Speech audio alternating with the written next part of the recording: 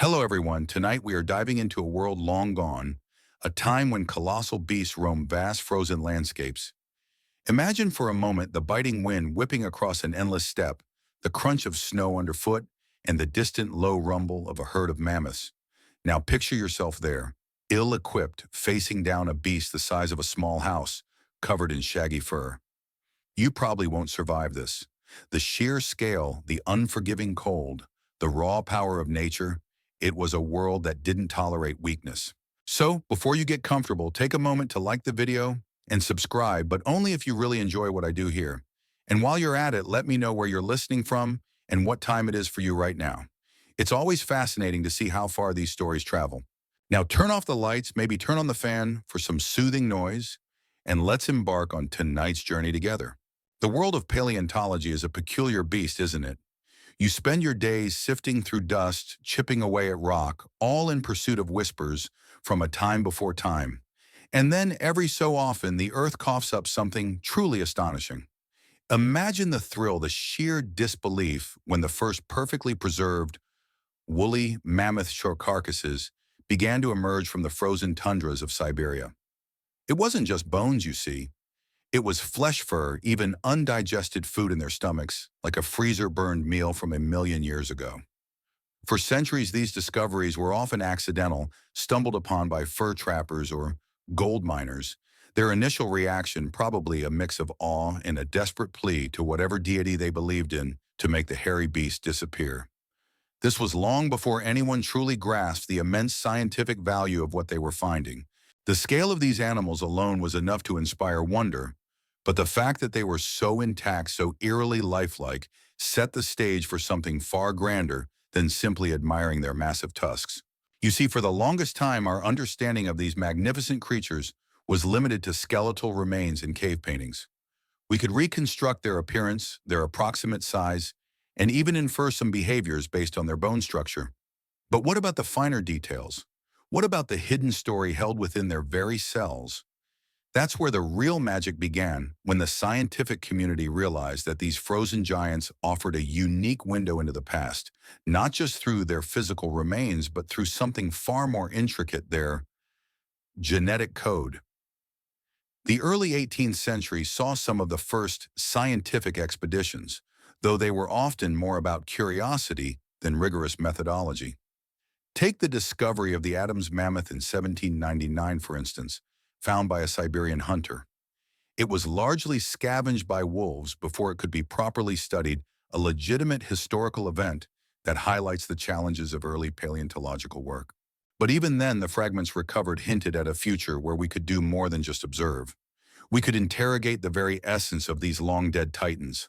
The true turning point arrived with the advent of molecular biology. Suddenly, those frozen tissues weren't just curious relics, they were treasure troves of ancient DNA. Think about it, a strand of molecules millions of years old containing the blueprint for an entire species. It's like finding an ancient scroll in a pristine time capsule. This wasn't some quick and easy task, mind you. Early DNA extraction from ancient samples was fraught with contamination issues, degradation, and the sheer difficulty of working with such minute quantities of genetic material. It was painstaking work requiring incredible patience and meticulous attention to detail, but the potential rewards were immense. You could theoretically answer questions that had plagued paleontologists for centuries. What was their exact relationship to modern elephants? How diverse were their populations? What caused their eventual demise? The early studies, often based on very small samples, were like trying to read a novel through a pinhole. You got glimpses, fragments enough to pique your interest, but not enough for the full narrative. Yet even these early glimpses were revolutionary. They confirmed the close evolutionary relationship between woolly mammoths and Asian elephants, a fact that, while suspected, had never been definitively proven at the molecular level. It's a bit like finding out your weird hairy cousin from the North Pole is actually quite closely related to your sleek tropical aunt. Who knew? Historians still debate whether these early genetic studies truly shifted the public perception of mammoths from mythical beasts to genuine biological entities. But for scientists, it was a profound affirmation. These initial forays into mammoth genetics laid the groundwork for the incredibly complex and detailed studies we see today. They opened up a whole new field, paleogenomics, where the tools of modern genetics are applied to ancient life. It means we're not just looking at the bones anymore.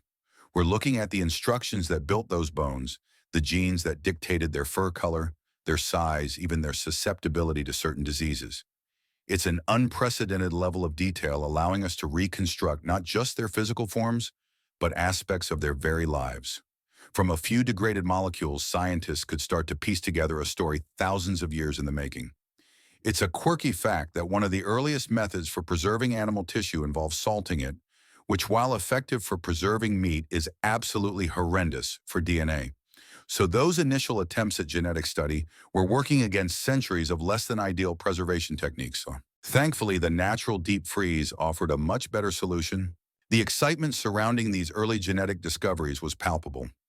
Every new fragment of DNA, every successful sequencing run, was a step closer to understanding these magnificent creatures on a molecular level.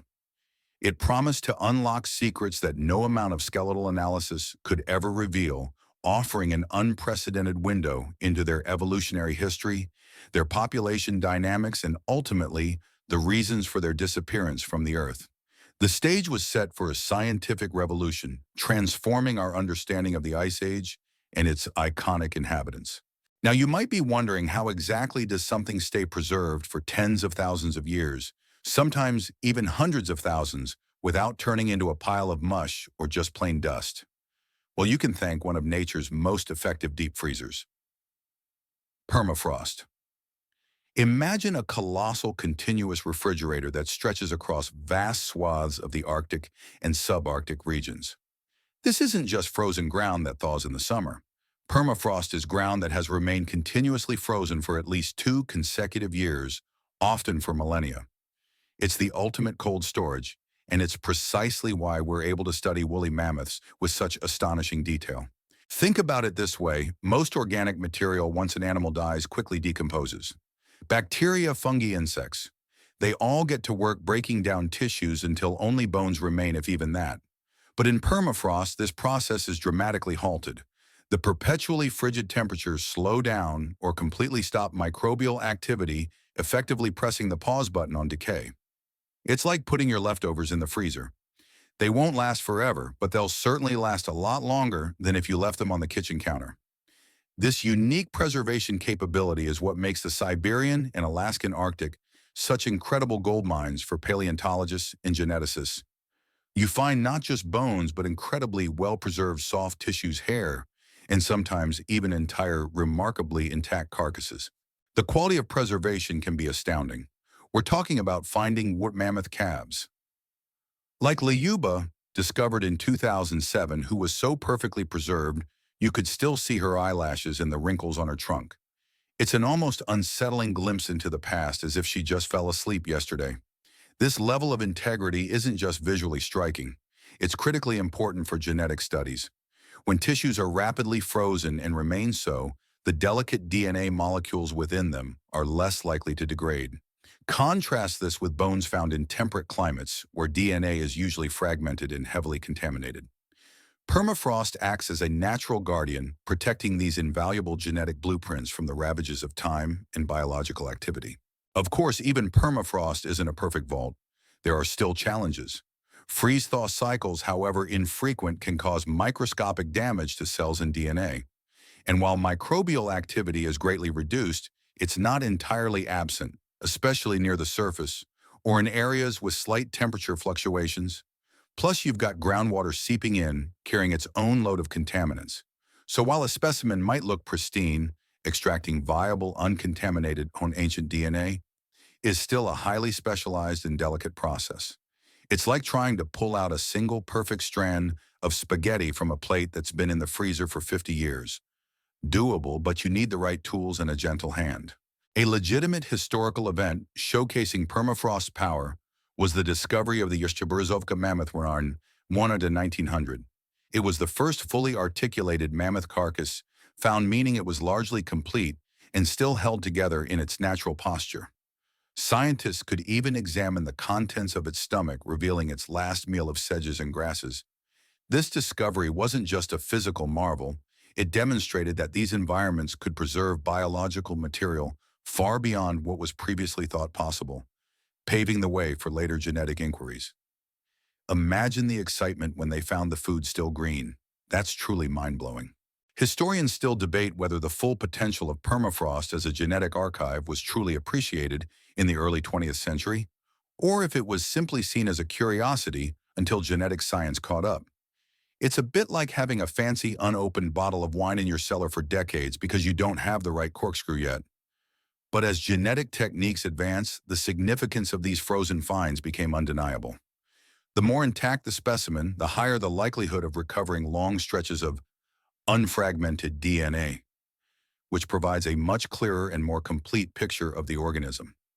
This becomes crucial when you're trying to reconstruct an entire genome, a task that would be impossible with highly degraded samples. A quirky or off-color fact about permafrost as it thaws due to climate change: it's not just revealing mammoths, but also long-dormant bacteria and viruses that have been locked away for millennia. So while we're getting amazing scientific insights, there's also a tiny, unsettling possibility of unearthing ancient pathogens. Just what we needed, right? Another thing to worry about besides the crocodile poop sunscreen from part 1, though I admit that one sounds more immediately gross, but seriously, the scientific community is well aware of these risks and takes strict precautions. The sheer volume of potential discoveries locked within the permafrost is immense. Every year, as the Arctic ice shifts and retreats, new opportunities arise to uncover more of these incredible time capsules. It's a race against time in some ways, as climate change also threatens to degrade these natural freezers, potentially destroying invaluable genetic information before we even have a chance to study it. So while the permafrost has been the silent guardian of the woolly mammoth's genetic legacy, it's also a reminder of the fragility of these archives in a warming world. So you've got these incredible frozen specimens packed with genetic information thanks to the permafrost's icy embrace. But where do you even begin to unravel that complex biological tapestry? For early geneticists, dipping their toes into the waters of ancient DNA, the most accessible and often best preserved genetic material was mitochondrial DNA, mtDNA. Now, if your high school biology class feels like a fuzzy dream, here's a quick refresher. Most of your DNA, the vast majority, is packed into the nucleus of your cells. That's your nuclear DNA. But you also have these tiny powerhouses within your cells called mitochondria, and they have their own much smaller circular piece of DNA. Why was mtDNA the go-to for early studies of woolly mammoths? Several reasons. First and critically, there are hundreds, sometimes thousands of copies of mtDNA in each cell compared to just 2 copies of nuclear DNA, one from each parent. More copies mean a much higher chance of finding intact, readable sequences in ancient degraded samples. Think of it like looking for a specific book in a library that's been partially destroyed. If there are thousands of copies of that book scattered around, you're much more likely to find a usable one than if there are only 2. Secondly, mtDNA is relatively small, making it easier to extract and sequence with the technology available at the time. You're not trying to piece together a massive, sprawling novel. You're looking at a concise short story. The beauty of mtDNA for evolutionary studies lies in its unique inheritance pattern. It's passed down almost exclusively from the mother to her offspring without recombination with paternal DNA. This makes it an incredibly powerful tool for tracing maternal lineages. By analyzing variations in mtDNA sequences, scientists could build up family trees, track population movements, and identify distinct groups of mammoths. It's like following a single thread back through generations, revealing the ancestral journey of the females in the herd. This allowed researchers to confirm, for instance, that woolly mammoths were indeed a distinct species from modern elephants, and to start charting their evolutionary path. Early mtDNA studies on mammoths began to reveal fascinating insights into their population structure. Researchers found evidence of different ERU haplogroups, which are essentially genetic branches within the species indicating distinct maternal lines. This suggested that mammoth populations weren't just one big homogeneous blob. They had genetic diversity with different groups potentially inhabiting different regions or migrating along separate routes. It was a significant step beyond simply knowing they existed. Now we were starting to understand their demographic history. This was a legitimate historical event in paleogenetics, really pushing the boundaries of what could be learned from ancient remains. However, relying solely on mDNA has its limitations. While great for maternal lineage, it only tells half the story literally. It doesn't give you any information about the paternal side, nor does it capture the full breadth of genetic diversity within a population. Imagine trying to understand a complex family history by only talking to the mothers. You'd miss out on a lot of uncles, fathers, and cousins. So while mtDNA provided crucial initial insights, scientists knew they were only scratching the surface of the mammoth's genetic past. Historians still debate whether the early emphasis on mtDNA inadvertently skewed our initial understanding of mammoth population dynamics, perhaps overemphasizing maternal effects. A quirky or off-color fact about mtDNA: because it's inherited only from the mother, it's been a critical tool in human ancestry studies too, helping us trace our own maternal Eve and the spread of humans across the globe. So in a strange way, the same genetic principle that helped us understand ancient mammoths also helped us understand ourselves. Kind of makes you wonder if mammoths used to sit around contemplating their ancestry as well, perhaps grumbling about their great-great-great-grand mammoths' questionable taste in foraging grounds. The focus on mtDNA truly paved the way for more ambitious genetic projects. It proved that extracting viable ancient DNA was possible and that meaningful biological questions could be answered. It built the confidence and developed the techniques necessary to tackle the much larger, much more complex beast of nuclear DNA sequencing. So while we remember the crocodile poop sunscreen for its gross factor and the permafrost for its preservation prowess, we should also acknowledge Undinai as the humble yet incredibly powerful starting point for unlocking the deep genetic secrets of the woolly mammoth. It was the first key that turned in the frozen lock, revealing the potential for an entire genetic library within those ancient remains. So you've seen how mitochondrial DNA, mtDNA, gave us those initial peeks into mammoth maternal lineages, a bit like watching a black and white silent film of their family history. It was a fantastic start, but to truly understand the vast tapestry of woolly mammoth life, their diverse traits, their adaptations, their full genetic story, we needed to dive into the big leagues. Nuclear DNA. This is where things get significantly more complicated and also infinitely more rewarding. Think of nuclear DNA as the complete instruction manual for an organism. It's what dictates everything from fur color and tusk curvature to disease resistance and overall size. Unlike mtDNA, which is a small circular molecule inherited only from the mother, nuclear DNA is a massive linear structure packed into chromosomes with half inherited from the mother and half from the father. This means it contains a far richer and more complete picture of an individual's genetic makeup, and by extension, the genetic diversity of an entire population. But here's the rub: while there are thousands of mtDNA copies per cell, there are typically only 2 copies of the nuclear genome. And these massive molecules are much more susceptible to fragmentation and chemical modification over tens of thousands of years. It's like trying to reconstruct a shattered porcelain vase versus a handful of intact beads. The early attempts to extract and sequence nuclear DNA from ancient mammoth remains were, to put it mildly, a monumental challenge.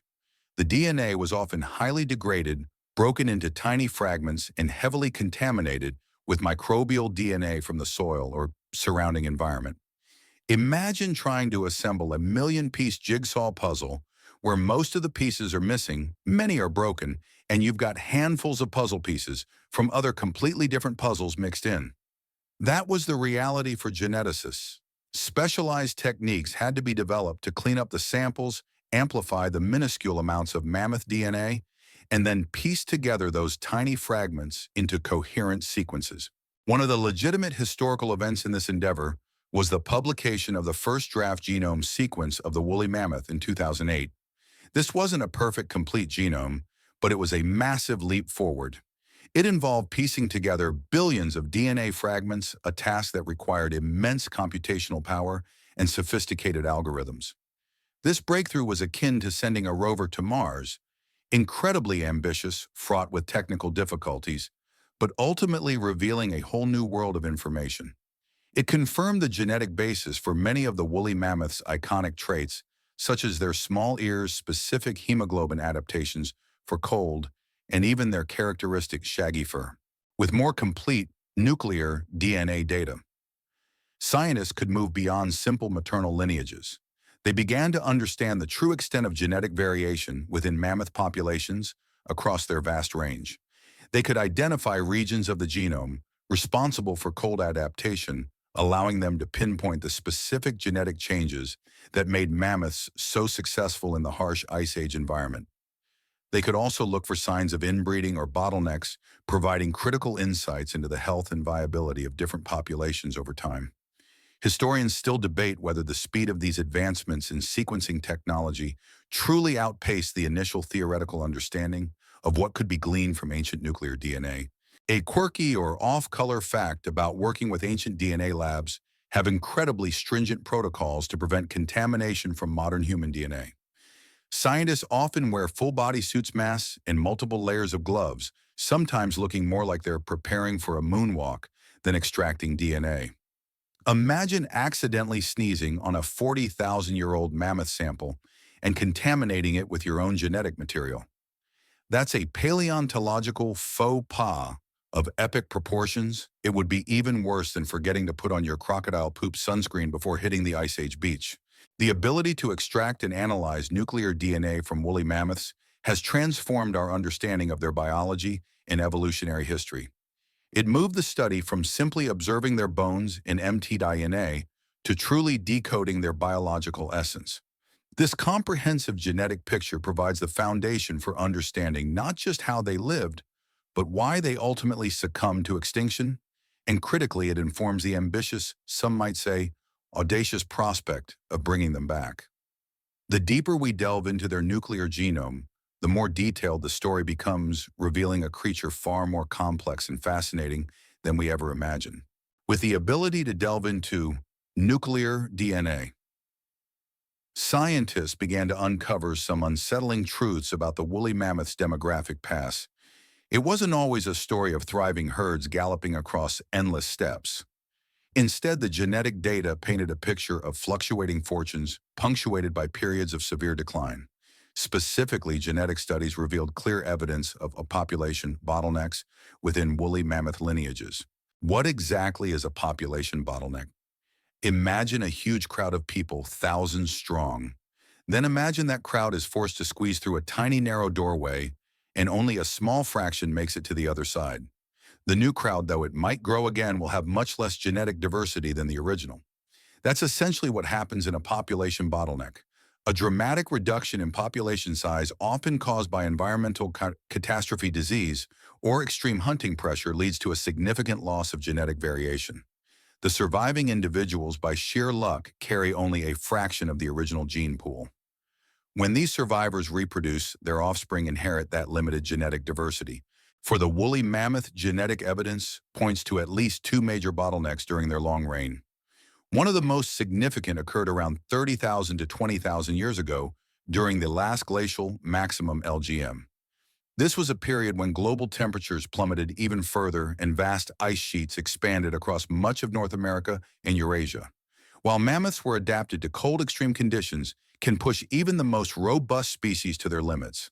Habitat reduction increased competition for scarce resources, and the sheer harshness of the environment likely decimated populations across their range. The genetic signatures of this bottleneck are stark: a noticeable reduction in the number of unique genetic variants and a lower overall genetic heterozygosity, a measure of genetic diversity within individuals. This discovery was a legitimate historical event in our understanding of mammoth demography. It moved us beyond simply observing their past numbers based on fossil finds to seeing the direct impact of environmental stressors on their very genetic fabric. It's like finding a dip in a stock market graph, but instead of money, it's the genetic wealth of an entire species.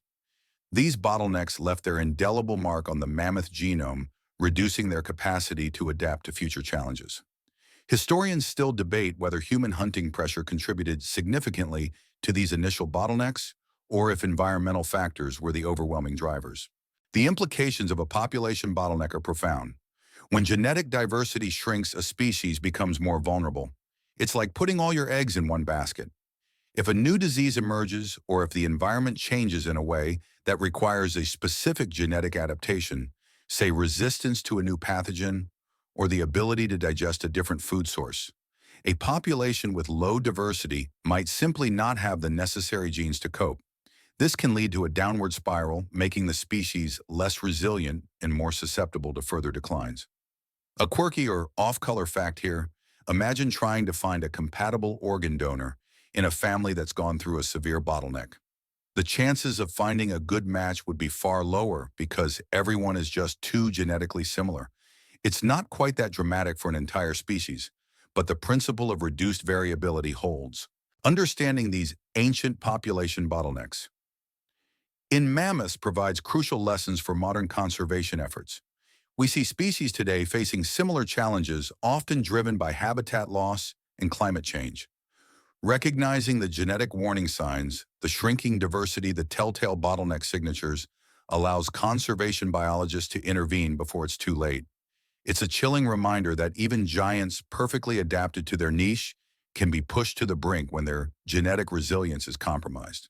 The genetic data from mammoths serves as a stark, icy echo from the past, warning us about the perils of reduced genetic variation and the long-term consequences for species survival. So we've discussed how population bottlenecks can severely limit a species' genetic diversity, leaving them vulnerable. Now imagine taking that concept and shrinking the available habitat down to a tiny speck in the ocean. This brings us to a crucial and ultimately tragic chapter in the woolly mammoth story: the impact of Wrangel Island isolation. While most mammoths vanished from the continents around 10,000 years ago, a fascinating and critically important remnant population survived for thousands of years longer on Wrangel Island. Wrangel Island is a remote windswept landmass in the Arctic Ocean off the coast of Siberia. For a long time, it was a mystery how these mammoths could have possibly survived so long after their mainland cousins disappeared. Genetic studies provided the crucial answer: they were cut off. As global sea levels rose after the last ice age, the land bridge connecting Wrangel Island to the mainland submerged, effectively stranding a small population of mammoths on this isolated refuge. It was like a natural, unwitting Noah's Ark, except the Ark eventually became a cage. The genetic analysis of bone samples from these Wrangel Island mammoths has been a legitimate historical event, offering a unique case study in the effects of prolonged isolation and inbreeding. What they found was stark: these mammoths exhibited incredibly low genetic diversity, far lower than even the bottleneck mainland populations. This is a classic example of what's known as the founder effect, combined with ongoing genetic drift. A small group of individuals with only a fraction of the original species' genetic variation colonizes a new area. Over generations, random fluctuations in gene frequencies, coupled with inbreeding, further deplete that already limited genetic pool. Imagine being stuck on an island with only your close relatives for thousands of years. While your great-great-great-grandparents might have been robust and varied, your own genetic blueprint would be much more similar to everyone else's. For the Wrangel Island mammoths, this meant a severe reduction in genetic heterozygosity and an increase in harmful mutations that would normally be masked by healthier genes from a diverse gene pool. These mutations, like a quirky or off-color fact you can't quite shake, began to accumulate. Recent studies, in fact, have identified specific detrimental mutations in the Wrangel Island mammoths related to things like smell perception, immune function, and even coat health. It's like their genetic code was slowly falling apart piece by piece, simply because there wasn't enough fresh genetic material to go around. Historians still debate whether the genetic decline on Wrangel Island was the sole cause of their eventual extinction, or if other factors like extreme weather events, limited food resources, or even human arrival. Though evidence for significant human impact is scarce on the island, delivered the final blow. It's likely a combination, but the genetic fragility undoubtedly made them far more susceptible to any adverse change. They were walking a genetic tightrope, and it only took a slight gust of wind to knock them off. The story of the Wrangel Island mammoths is a powerful cautionary tale for modern conservation.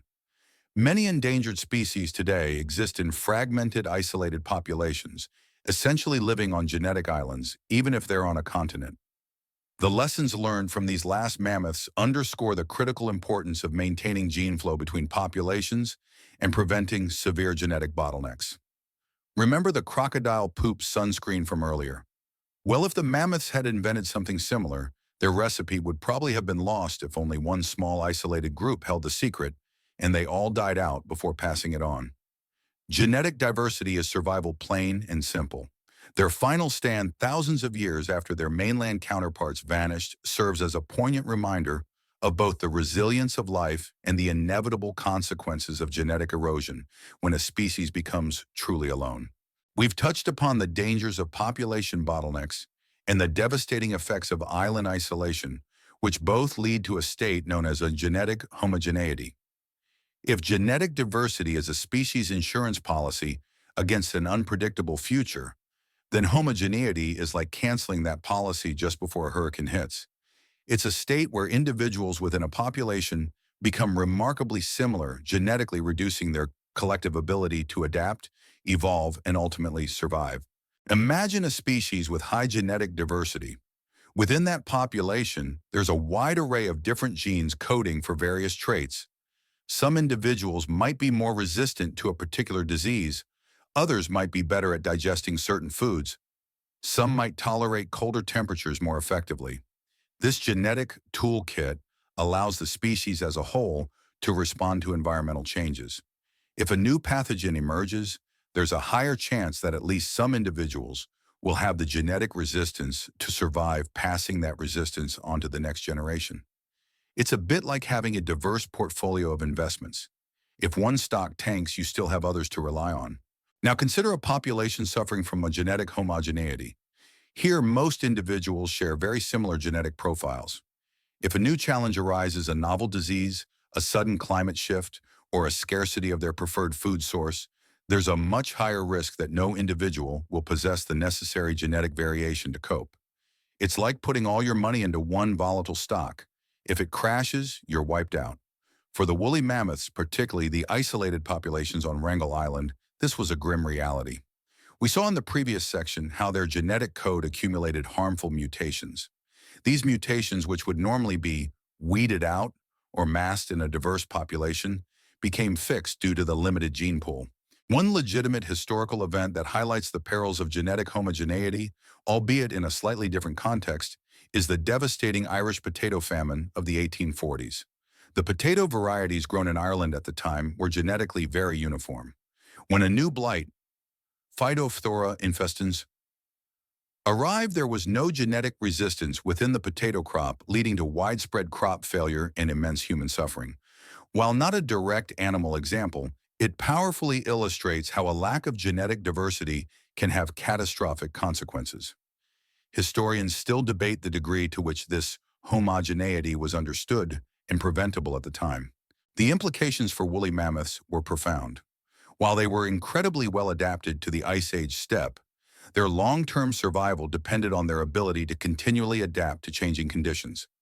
Genetic homogeneity strips a species of this inherent flexibility. It means their evolutionary response time slows down dramatically or stops entirely. A quirky or off-color fact to illustrate this: imagine a team of scientists trying to build a new type of mammoth that can fly, but all they have are identical sets of plans for building a very specific type of ground-based mammoth. They're stuck with what they've got, and any new innovation is almost impossible. The study of woolly mammoth genetic diversity has provided stark evidence that even a species as successful and widespread as the mammoth could be undermined by declining genetic health. It serves as a potent warning for conservation biologists today who are fighting to preserve the genetic richness of endangered species. Protecting habitats is crucial, but so is ensuring sufficient genetic flow and diversity within and between populations. The woolly mammoth's story, told through its diminishing genetic echoes, reminds us that the robustness of a species isn't just about its numbers, but also about the depth and breadth of its genetic library. Without that diversity, even the mighty can fall. You've learned how genetic homogeneity is a species undoing, but what causes that homogeneity in the first place? Often the culprit is dramatic environmental upheaval, and for the woolly mammoth, nothing shaped their existence more profoundly than climate change. We're not talking about human-induced climate change of the last century, but the colossal natural shifts that characterize the Pleistocene epoch, the glacial and interglacial cycles that alternately locked vast amounts of the planet's water into ice sheets and then released it. Imagine a world constantly shivering, oscillating between profound freezes and brief warmer thaws. These weren't subtle shifts. They were monumental transformations of entire continents. During glacial periods, temperatures plummeted, ice sheets advanced, and sea levels dropped, exposing land bridges like Beringia. During interglacial periods, temperatures rose, ice retreated, and sea levels climbed, often fragmenting habitats. Woolly mammoths, as you know, were supreme cold-adapted specialists. Their thick coats, layers of fat, and small ears were perfect for surviving frigid conditions. But even for a cold-adapted giant, there's a limit. Genetic studies have beautifully illustrated how these ancient climate shifts directly influenced mammoth populations and their genetic makeup.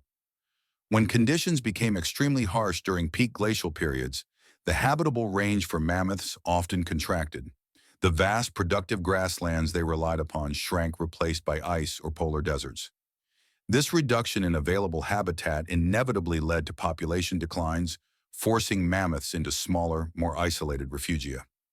And what happens when populations shrink and become isolated? You guessed it, population bottlenecks and reduced genetic diversity, precisely what we saw in Part 5. The genetic data shows distinct signatures of these contractions and expansions, almost like the rings of a tree telling the story of years of feast and famine. One legitimate historical event that underscores the profound impact of climate change was the Younger Dryas event, a rapid return to near-glacial conditions that occurred about 12,900 to 11,700 years ago. After a period of warming, temperatures abruptly dropped again, leading to a significant setback for many species, including mammoths. Genetic analysis has linked this event to further reductions in mammoth populations, especially on the North American continent. It was a severe environmental punch that many populations simply couldn't recover from, exacerbated by their already dwindling genetic resilience. Historians still debate the precise mechanisms that triggered the Younger Dryas, but its impact on life, including the mammoths, is undeniable.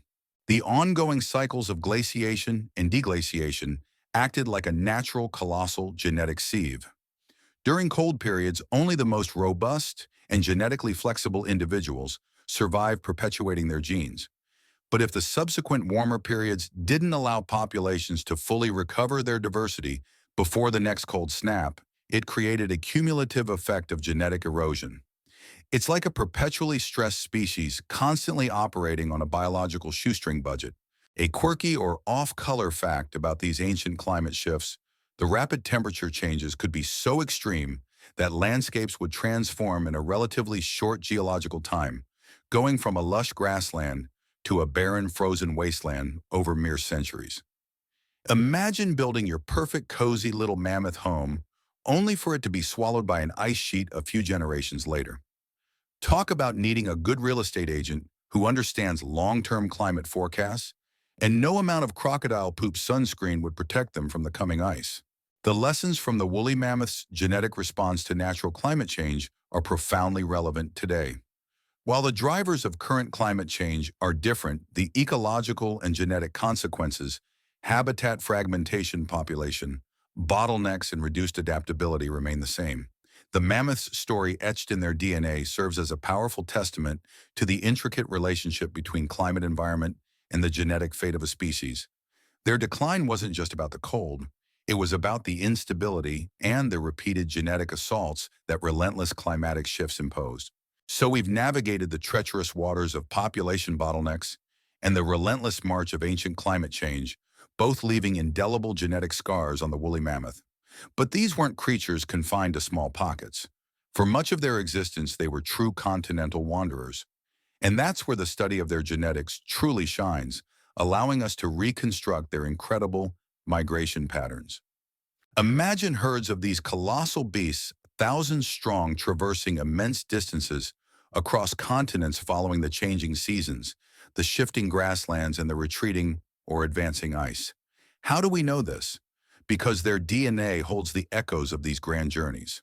By comparing the genetic profiles of mammoths found in different geographic regions and from various time periods, scientists can essentially trace their ancestral highways. Specific genetic markers act like signposts revealing which populations move where, when they split, and when different groups might have interbred. One of the most profound revelations from genetic studies is the identification of distinct migratory routes across Eurasia and North America. For example, evidence suggests multiple waves of mammoths moved between Asia and North America via the Mabringian land bridge, which you might remember from your high school geography lessons as the vast exposed landmass that connected the two continents during periods of lower sea levels. Some studies have even identified specific genetic lineages that appear to have originated in Siberia and then expanded eastward into North America, suggesting a dominant direction for some of these massive migrations.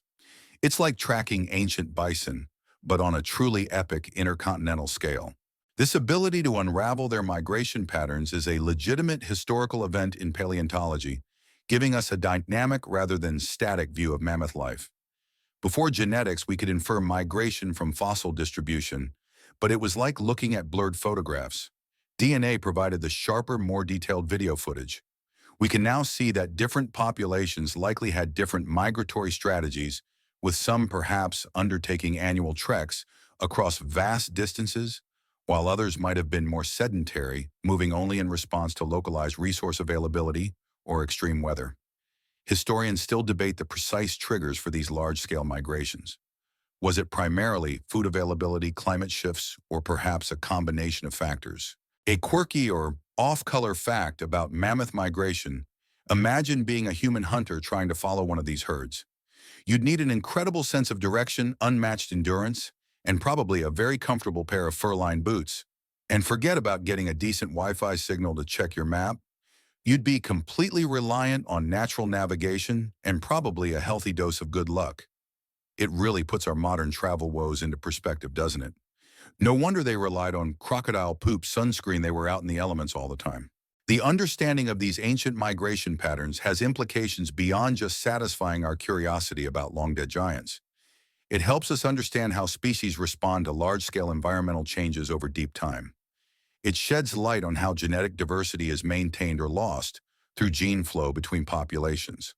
When migrations cease or populations become isolated, the genetic consequences, as we've discussed, can be dire.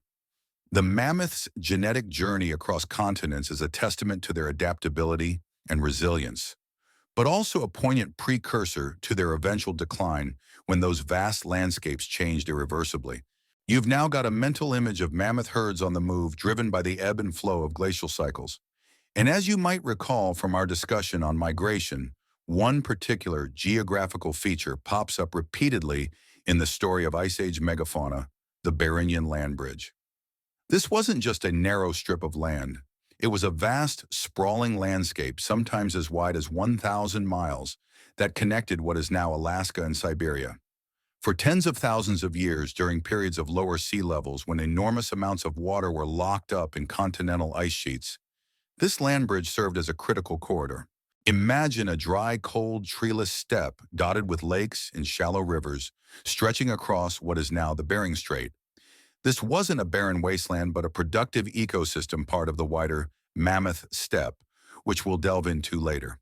For woolly mammoths, and indeed for many other species, including ancient humans, horses and bison, Beringia was a superhighway, a vital pathway for dispersing across the northern hemisphere.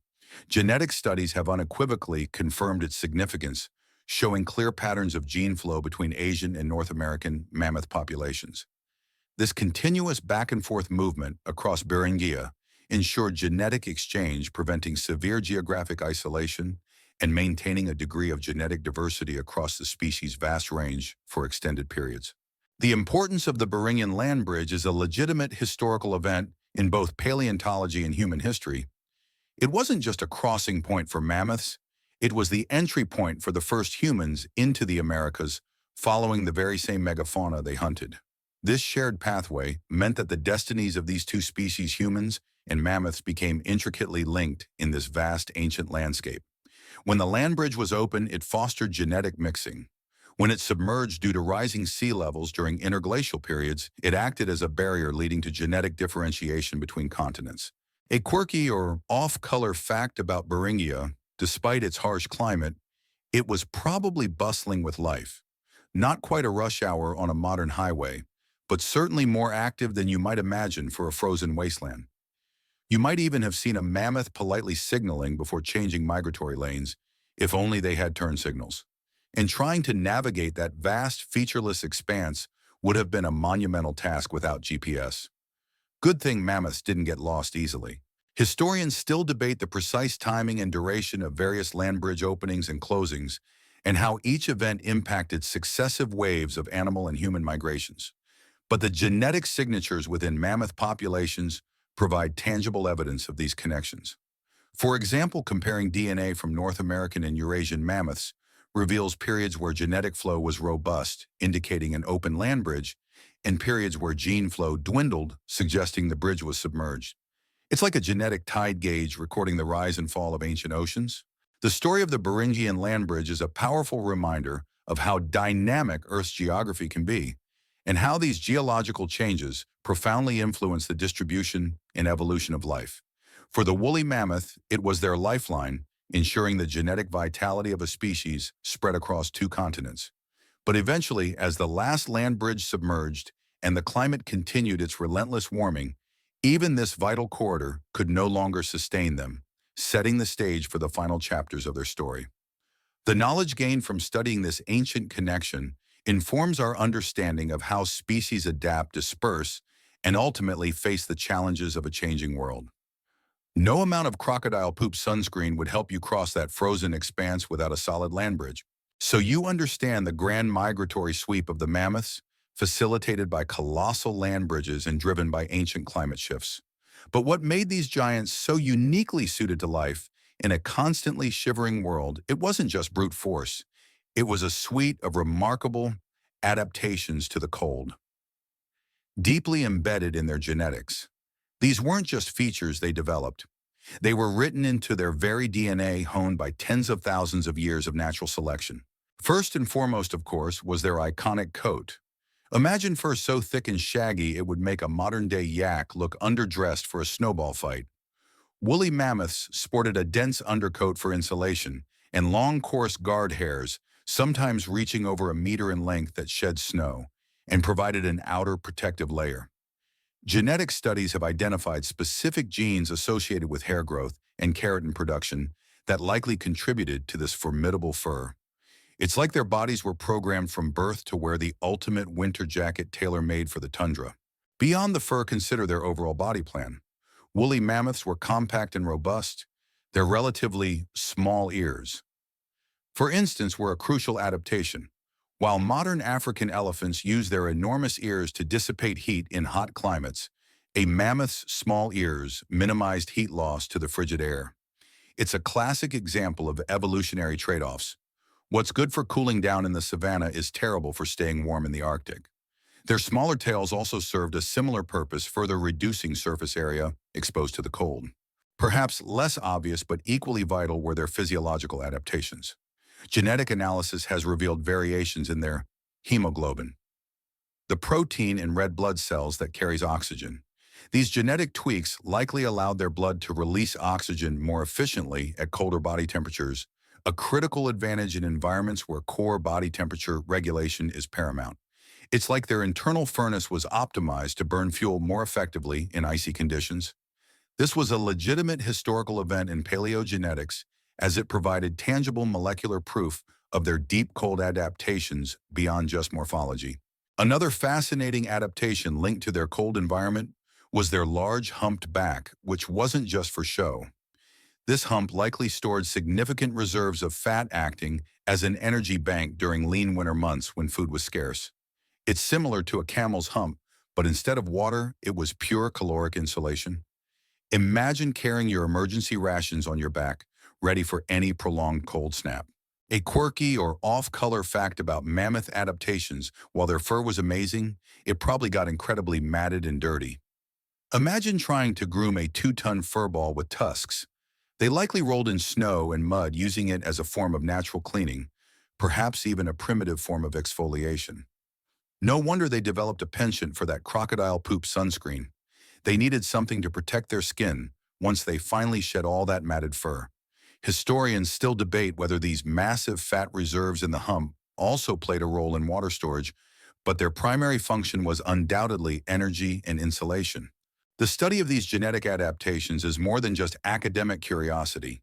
It provides invaluable insights into how large mammals cope with extreme environments. As modern climates continue to change, understanding the molecular mechanisms behind ancient cold adaptation can offer clues about resilience in other species. The woolly mammoth's genome is a masterclass in survival, a biological textbook on thriving where most others would simply freeze solid. You've explored the mammoth's remarkable adaptations to the cold encoded deep within their DNA. But what did these furry giants actually eat to fuel their immense bodies in such a challenging environment? While paleontologists have long inferred their diet from fossilized dung and stomach contents, genetic studies are now adding another fascinating layer to this mystery, providing clues about their dietary genes and their ecological role within the ancient steppe. At first glance, you might think, well, they're big herbivores, they just ate plants, right? And you'd be correct, broadly speaking. But the mammoth steppe, the vast cold grassland ecosystem they inhabited, wasn't just a uniform field of grass. It was a mosaic of sedges, forbs grasses, and even some dwarf shrubs. Understanding the specifics of their diet is crucial because it informs us about their interaction with their environment, their energetic needs, and how changes in vegetation might have impacted their populations. Genetic analysis, particularly through the study of ancient gut contents recovered from exceptionally preserved mammoths in permafrost, can identify fragments of plant DNA. This is a legitimate historical event in dietary research, moving beyond broad inferences to pinpointing specific plant species that formed their last meals. Imagine instead of just finding a chunk of plant matter, you can identify the exact genus of grass they munched on just before they met their icy demise. This level of detail allows scientists to reconstruct the ancient flora of the steppe with greater precision and understand seasonal variations in their diet. Beyond direct evidence from stomach contents, genetic studies can also provide indirect clues about a species' diet by examining genes related to digestion and metabolism. While not as direct as finding plant DNA in a gut, identifying genes that code for specific enzymes involved in breaking down cellulose or other plant compounds could hint at dietary specializations. For instance, did mammoths have unique genetic adaptations that allowed them to efficiently process tougher, more fibrous vegetation that other herbivores struggled with? These are the kinds of questions that future genetic research aims to answer. Historians still debate the precise balance of grasses versus sedges and other plants in the mammoth diet, and how this varied across different regions and time periods. Some argue for a predominantly grass-heavy diet, while others suggest a more mixed foraging strategy, including forbs and even some woody browse, especially during lean winter months. The genetic data combined with traditional paleontological evidence is helping to refine these hypotheses. It's like assembling a culinary detective story using molecular clues to figure out what was on the menu tens of thousands of years ago. A quirky or off-color fact to chew on if mammoths were still around today, and you could analyze their DNA for dietary clues. Imagine the diet fads they might inspire. The mammoth diet eat nothing but ancient grasses and the occasional sedge, and you too could be a 2-ton, fur-covered powerhouse. Though I'm not sure anyone would recommend it, especially without the benefit of their specialized digestive system.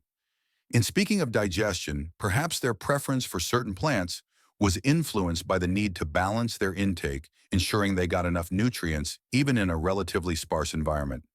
No doubt they appreciated a good varied spread, much like we enjoy a buffet. And they certainly weren't worried about calorie counting after slathering on some crocodile poop sunscreen and basking in the faint glacial sunlight. The understanding of the woolly mammoth's diet, pieced together from genetic fragments and fossil evidence, is crucial for understanding their ecological role. They were keystone herbivores shaping the very landscape they inhabited through their grazing and trampling. Any changes to the available vegetation driven by climate shifts or competition would have directly impacted their survival. Thus, understanding their dietary genes provides another piece of the intricate puzzle of why these magnificent creatures ultimately vanished. We've journeyed through the mammoth's genetic adaptations to cold and even peeked at their ancient dinner plates. Now let's consider a less glamorous but equally vital aspect of their biology, one that genetic studies are beginning to illuminate: their disease susceptibility.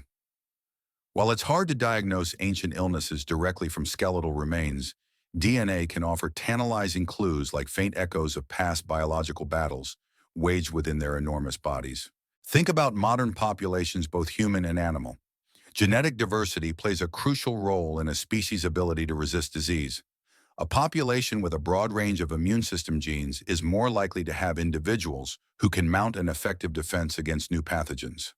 Conversely, a population with low genetic diversity, perhaps having gone through a severe bottleneck, remember those from Part 5, might be particularly vulnerable to widespread epidemics. It's like having a limited arsenal of weapons against an ever-evolving enemy. For woolly mammoths, the potential for disease to act as a significant stressor, especially in already weakened populations, is a compelling hypothesis. While direct evidence is scarce, geneticists are looking for clues within their sequenced genomes. This involves searching for variations in genes associated with the immune system, such as those coding for major histocompatibility complex MHC proteins. MHC genes are vital for recognizing and responding to pathogens. If these genes show low diversity, it could indicate a reduced capacity to fight off novel infections. The challenge, of course, is significant. Identifying specific disease vulnerabilities from ancient DNA is incredibly complex. You're not looking for a smoking gun. You're looking for subtle genetic predispositions. However, a legitimate historical event in this field was the discovery that the Wrangel Island mammoths, the last holdouts, showed signs of significantly reduced diversity in their immune system genes. This genetic frailty would have made them exceptionally susceptible to any new viral or bacterial threat that managed to reach their isolated island. It's a sobering thought that after surviving for thousands of years, their ultimate demise might have been hastened by a common cold they simply couldn't fight off. Historians still debate whether a specific pathogen might have delivered the final blow to these last island mammoths. A quirky or off-color fact: imagine if mammoths had their own version of a common cold, but because they were so isolated and genetically similar, it spread through their population like wildfire, leading to widespread sniffling, coughing, and perhaps an ancient form of elephant-sized tissues. "Bless you," your would have echoed across the tundra. It certainly adds a layer of pathos to their final days, picturing them struggling with something as seemingly mundane as a flu epidemic. And no crocodile poop sunscreen won't protect you from a virus, unfortunately. The insights gained from these genetic analyses, even if preliminary, are incredibly valuable. They contribute to a more holistic understanding of the woolly mammoth's vulnerability, especially during their final millennia. While climate change and human impact were undoubtedly major factors in their extinction, the possibility that disease exacerbated by compromised genetic immune systems played a role cannot be dismissed. It underscores how multiple stressors can converge on a species and how internal biological factors, often invisible to the naked eye, can be as crucial as external environmental pressures. We've delved into the intricacies of mammoth genetics, from their cold adaptations to their diet, and even their susceptibility to disease. But to truly understand these magnificent creatures, you need to understand the stage upon which their lives unfolded: the mammoth steppe ecosystem. This wasn't just a cold place. It was a uniquely productive and vast environment that sustained an incredible diversity of megafauna for tens of thousands of years. Imagine a landscape unlike anything seen on Earth today. Forget the sparse, mossy tundra of the modern Arctic. The mammoth steppe was a cold, dry, but incredibly fertile grassland that stretched across vast swathes of northern Eurasia and North America during the Ice Ages. It was characterized by high productivity, supporting a rich mosaic of grasses, sedges, and forbs, all adapted to the cold, arid conditions. Crucially, it lacked the dense forests and deep snow cover that plague modern tundras, which would have made foraging difficult for large herbivores. This ecosystem was a veritable buffet for grazing animals. The unique combination of low temperatures, which limited decomposition and kept nutrients locked in the soil, and strong, dry winds which swept away snow-exposing vegetation, created ideal conditions for robust plant growth. It supported not just woolly mammoths, but also a staggering array of other large herbivores: woolly rhino, steppe bison, ancient horses, reindeer, and musk oxen. It was in essence a giant icy Serengeti, teeming with life. The woolly mammoth was a keystone species within this ecosystem. Their immense size and grazing habits played a critical role in shaping the landscape. They were natural landscape engineers, preventing the growth of shrubs and trees and maintaining the open grassy environment through their constant grazing and trampling. It's like they were the world's most enormous furry lawnmowers perpetually manicuring the vast steppe. This interaction between the mammoths and their environment was a legitimate historical event, a co-evolutionary dance that lasted for millennia. The decline of the mammoth steppe at the end of the last ice age is a complex and highly debated topic among scientists. As the climate warmed, especially during the interglacial periods, the nature of the vegetation began to change. Warmer, wetter conditions led to the expansion of forests and shrubland, replacing the open grasslands. This trebification of the landscape would have made it increasingly difficult for grazers like mammoths to find sufficient food. Deeper, wetter snow cover also would have become an issue, hindering their ability to access the remaining forage. Historians still debate the precise mechanisms and timing of the mammoth steppe's collapse. Was it primarily driven by climate change, or did the disappearance of megafauna like the mammoths themselves contribute to the shift by allowing woody plants to take over? It's a classic chicken or egg scenario, and it highlights the intricate, interdependent nature of ecosystems. A quirky or off-color fact to consider: if mammoths had social media, their profiles would have been filled with endless pictures of grass, perhaps with captions like, "Just another Tuesday living my best steppe life. Grass goals, chakurkak, herbivore life." And forget about needing crocodile poop sunscreen. They were so well adapted to their environment, they practically were the environment. Understanding the mammoth steppe is crucial because it provides the ecological context for the mammoth's existence and eventual disappearance. It shows that their decline wasn't just about the animals themselves, but about the profound transformation of the entire habitat that sustained them. The shift from a highly productive steppe to a more fragmented, less palatable landscape was a major factor contributing to their demise, underscoring the delicate balance between species and their environment. You've got a mental picture of the mammoth steppe, a grand stage set for colossal grazers. But onto this stage, another player arrived, one that would dramatically alter the fate of the woolly mammoth: humans. The story of human-mammoth interactions is a complex tapestry woven with threads of awe, reverence, survival, and ultimately conflict. It's not a simple narrative of hunter versus hunted. It's a deep relationship that profoundly shaped both species over tens of thousands of years. Early modern humans, or anatomically modern humans, spread across Eurasia and eventually into North America during the late Pleistocene, often moving into territories already inhabited by mammoths. For these early human populations, mammoths were not just another animal, they were a source of incredible resources. You could argue they were the ultimate supermarket on legs. Their sheer size meant a single successful hunt could provide enormous quantities of meat for food fat, for fuel and insulation, and a hide large enough to create robust shelters. Their bones and tusks were invaluable raw materials for tools, weapons, and even elaborate art. Evidence of this deep interaction is abundant in the archaeological record. We find mammoth bones at ancient human campsites, often bearing cut marks from stone tools. There are the famous mammoth bone houses in Ukraine, where the large bones were used to construct dwellings, a testament to their ingenuity and the sheer availability of mammoth remains. This reliance on mammoths by early humans is a legitimate historical event, demonstrating a profound cultural and economic adaptation to their environment. It's a remarkable example of how early human societies thrived in challenging conditions by effectively utilizing the resources around them, chief among them being the megafauna. But beyond the purely utilitarian, there's also evidence of a deeper, perhaps spiritual connection. The magnificent cave paintings, such as those at Lascaux and Chauvet in France, depict mammoths with incredible realism and artistry. These weren't just drawings, they were perhaps expressions of reverence, attempts to capture the essence of these powerful beasts, or even part of ritualistic practices. It's a quirky or off-color fact to imagine these ancient artists, perhaps after a long day of hunting, settling down to sketch a giant beast, thinking, "This will totally impress future paleontologists." or maybe they just wanted to make sure they remembered what their dinner looked like. Historians still debate the extent of active human hunting versus opportunistic scavenging.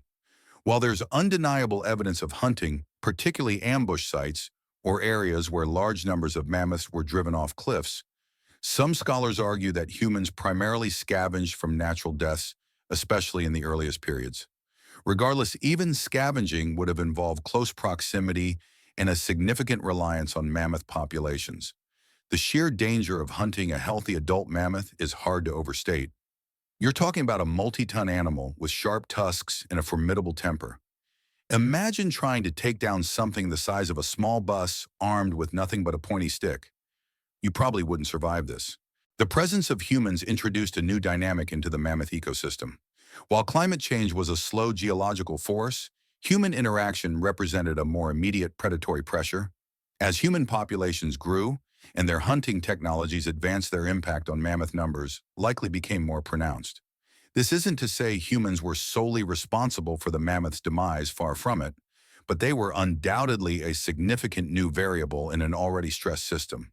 The relationship was multifaceted: mutual existence, reliance, awe, and ultimately a factor in their disappearance from the planet. Perhaps if they'd been a bit less delicious and a bit more prone to spraying crocodile poop, they'd still be around. We've established the deep, complex relationship between early humans and woolly mammoths, a bond forged in the crucible of the Ice Age. But as we approach the twilight of the mammoth's reign, this relationship becomes a focal point of intense scientific debate: the minor overhunting hypothesis. Did human hunting play a decisive or even primary role in the extinction of woolly mammoths? This is one of the most contentious and enduring arguments in quaternary science. On one side, proponents of the overhunting hypothesis, often called the Pleistocene overkill hypothesis, argue that the arrival and expansion of highly skilled human hunters into new continents, particularly North America, directly correlated with the rapid decline and extinction of large megafauna, including mammoths. The logic is compelling: humans, with their increasingly sophisticated tools, cooperative hunting strategies, and adaptability, were a novel and devastating predator.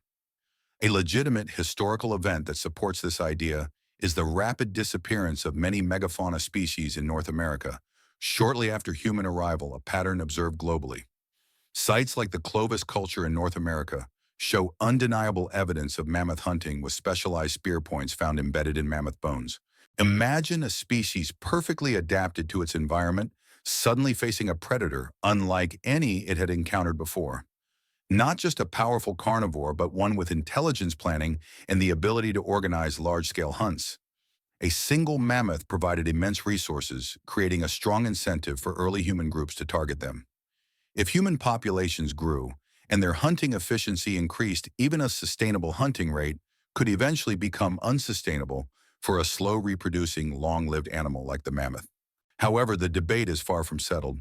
Critics of the overhunting hypothesis point to the pervasive role of the climate change, which we discussed in Part 8, is the primary driver. They argue that the dramatic environmental shifts at the end of the Ice Age, the warming temperatures, the expansion of forests and wetlands, and the consequent decline of the mammoth steppe were the ultimate causes of mammoth extinction. Humans, they contend, were simply delivering a coup de grace to an already struggling species. This argument suggests that even without human presence, the mammoths would have faced severe challenges due to habitat loss and fragmentation. Historians still debate the relative weighting of these two factors, climate versus humans, in the mammoth's final decline. It's like trying to figure out if the big storm or the leaky roof was more responsible for flooding the basement. Often it's a bit of both. A quirky or off-color fact to lighten the mood: if mammoths had a union, their first demand probably would have been less human interaction, followed closely by more grass and fewer glaciers.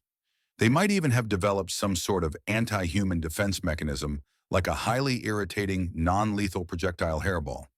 Alas, their only real defense was their size, which was increasingly insufficient against cunning predators, and no amount of crocodile poop sunscreen would deter a determined hunter. The genetic evidence, while not definitively settling the debate, adds nuance.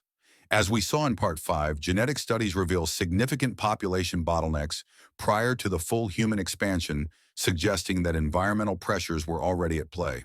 However, the rapid decline of some regional populations after human arrival can also be seen as supporting the human impact.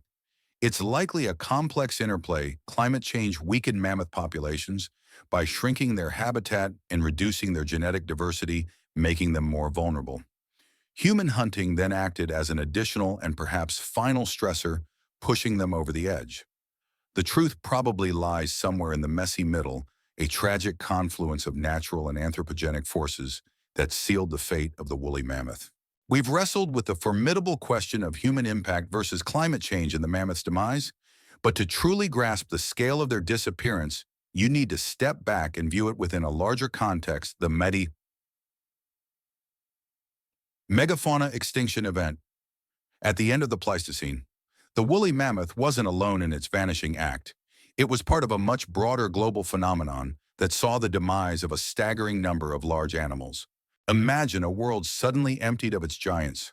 Across continents from roughly 50,000 to 10,000 years ago, species like the saber-toothed cats, dire wolves, giant ground sloths, short-faced bears, woolly rhinos, American camels, and many others simply disappeared.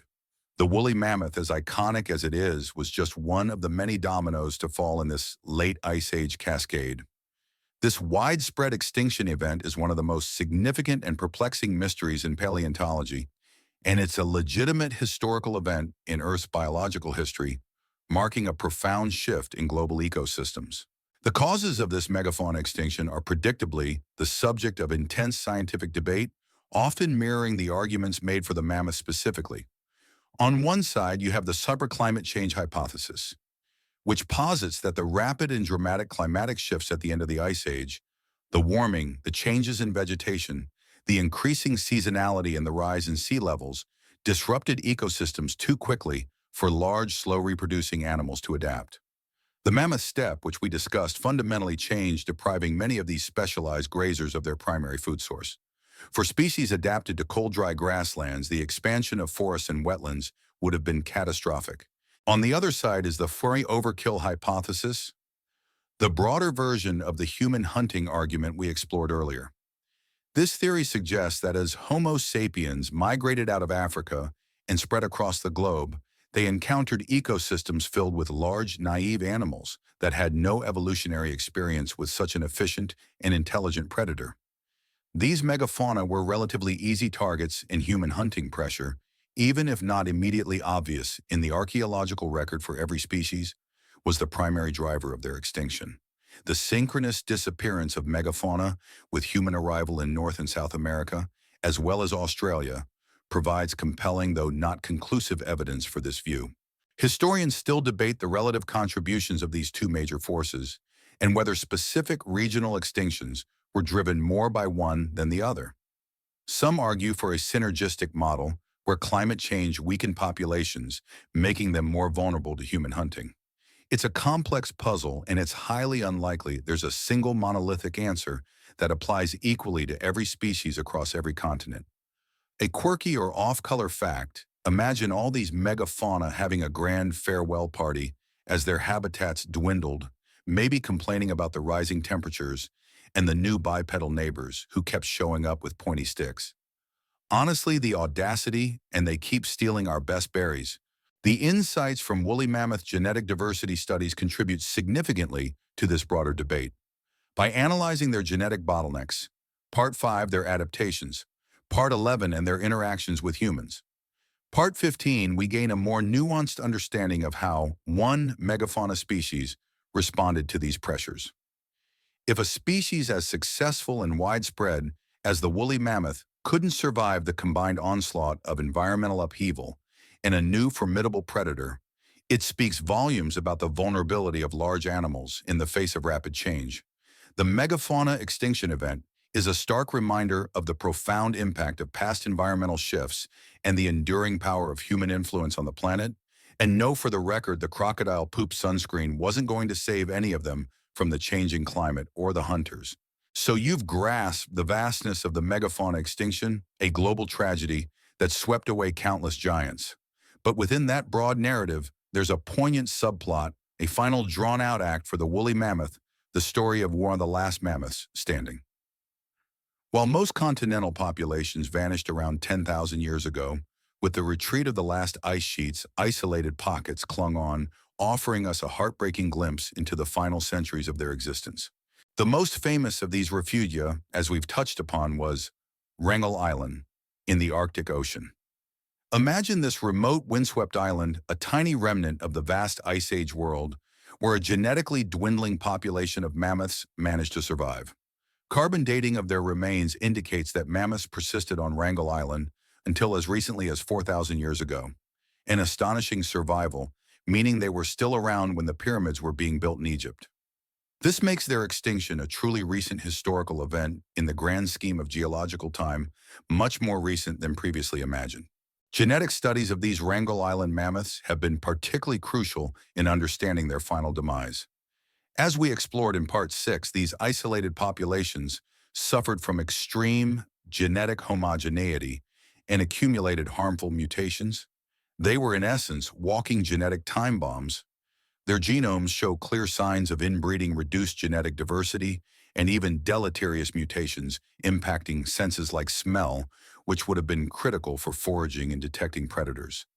It's like their genetic instruction manual was slowly getting filled with typos and missing pages, gradually undermining their ability to function. Another less famous but equally important relic population existed on St. Paul Island in the Bering Sea. Here mammoths survived until about 5,600 years ago. Their demise on St. Paul Island is now understood to be linked to a different kind of environmental pressure, the increasing scarcity of fresh water due to rising sea levels. As the island shrank and fresh water became contaminated with salt water, the mammoths, requiring significant amounts of water daily, simply ran out of viable resources. This ecological trap, combined with their isolation, sealed their fate. Historians still debate whether a tiny handful of adventurous humans might have reached Wrangel Island in the mammoth's final millennia, perhaps delivering a final blow to an already struggling population. Though archaeological evidence for sustained human impact there is scarce, it's more likely that a combination of their severe genetic degradation, coupled with continued subtle environmental shifts on their small island refuges, finally pushed them beyond the brink. A quirky or off-color fact: imagine being the very last mammoth on Wrangel Island, looking out at the endless ocean, perhaps thinking, well, this is awkward. Anyone else left? No, just me then. Great. It's a lonely, somber image. And no, even if they had stockpiled crocodile poop sunscreen, it wasn't going to save them from a collapsing gene pool or thirst. The story of the last mammoths standing is a powerful, melancholic coda to the Ice Age. It underscores how isolated populations, even those seemingly protected from continental pressures, are incredibly vulnerable to internal genetic decline and the inexorable march of environmental change. Their extended survival on these islands provides invaluable data for conservation biology, illustrating the long-term consequences of small population sizes and reduced genetic diversity. They represent a living laboratory, albeit a tragic one, of what happens when a species loses its evolutionary flexibility and the very ground beneath its feet literally shrinks away. You've stood with the last mammoths on their isolated islands, witnessing their slow genetic fade into oblivion. But what if oblivion isn't the final word? What if the same genetic science that revealed their decline could also one day bring them back? This brings us to one of the most audacious and controversial frontiers in modern biology: de-extinction. Specifically, the concept of mammoth de-extinction or resurrection has captured the public imagination and fueled significant scientific research. De-extinction is exactly what it sounds like: the process of creating an organism that is either an exact replica of an extinct species or a close approximation by leveraging advanced genetic technologies. For the woolly mammoth, the dream isn't necessarily to clone a perfect genetic copy. That's far beyond our current capabilities and likely biologically impossible given the degradation of ancient DNA. Instead, the focus is on creating a mammophant, or a woolly elephant, a hybrid animal that is largely elephant but engineered with key woolly mammoth traits. The premise relies heavily on the wealth of genetic information we now possess, thanks to decades of painstaking ancient DNA research. We have largely sequenced the woolly mammoth genome. Remember the breakthroughs in Part 4. This means we have the genetic blueprint for their iconic adaptations, The thick, shaggy fur from part 11, the insulating fat layers, the small ears, the cold-adapted blood, and possibly even disease resistance genes. The idea is to identify the specific genes responsible for these traits, and then using cutting-edge genetic engineering techniques, introduce them into the genome of a modern Asian elephant, the mammoth's closest living relative. The aspiration isn't merely to create a biological novelty. Proponents argue that bringing back the woolly mammoth could have significant ecological benefits. They envision a future where these mammoths or mammophants could act as ecosystem engineers, much like they did on the Mammoth Steppe in Part 14, helping to restore degraded Arctic grasslands and potentially combat permafrost thaw. Imagine these colossal animals trampling down insulating snow cover in winter, allowing the cold to penetrate deeper into the ground, or grazing down trees and shrubs to maintain open grasslands. It's a grand vision of ecological restoration, attempting to reverse centuries of environmental degradation. This ambition, while perhaps sounding like something from a science fiction novel, is a legitimate historical event in scientific thought.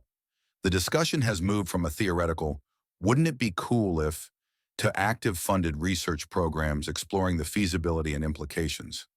Historians still debate whether the current push for de-extinction is driven more by scientific curiosity and technological prowess, or by a genuine belief in its ecological necessity.